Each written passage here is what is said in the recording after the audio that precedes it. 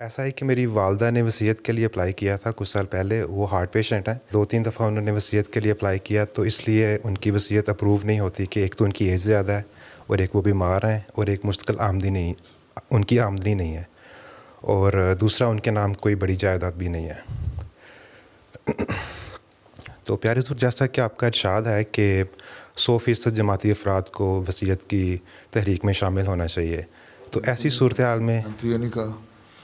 اچھا میں تو یہ کہا تھا کہ جو چندہ دینے والے ہیں، جی جو کمانے والے لوگ ہیں، جی ان کی ریزنیبل انکم ہے اور کوئی ان پر زیادہ لائبلٹیز نہیں ہیں، جی ان کے 50% جو ہیں وہ چندہ دینا چاہیے.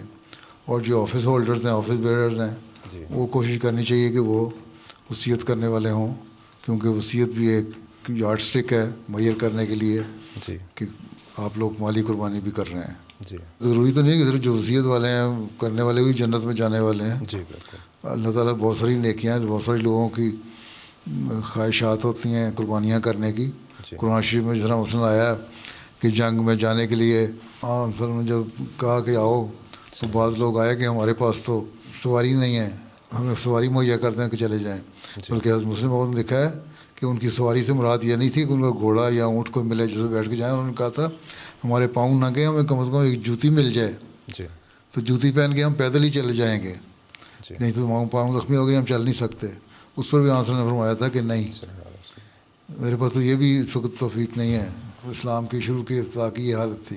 تو اللہ تعالیٰ کہتا ہے کہ ان کے اللہ تعالیٰ نے ان کا یہ جو جذبہ ہے وہ قبول کیا ہے جی اور ان کو بھی ثواب مل گیا. جی تو تمہاری اگر والدہ یا کوئی بھی ایسا شخص جو وصیت کرنا چاہتا ہے لیکن اس کی نااہمت ہے اور اتنی ایسی اولڈ ایج ہے کہ جو جس پہ وہ سمجھتے ہیں جو کار پرداز کے جو قواعد ہیں وہ کہتے ہیں اب نہیں، تو ٹھیک ہے، اللہ تعالیٰ ان کی نیت کا ثواب ان کو دے دے گا، اجر دے دے گا.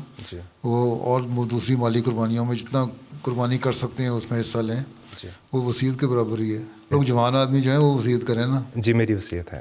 ہیں؟ جی تو بس تو یہی ہے کہ جوانی میں وصیت کرو تاکہ جو جو زندگی کا اچھا حصہ ہے جی اس میں آپ قربانی کرنے والے ہوں. جی ٹھیک ہے.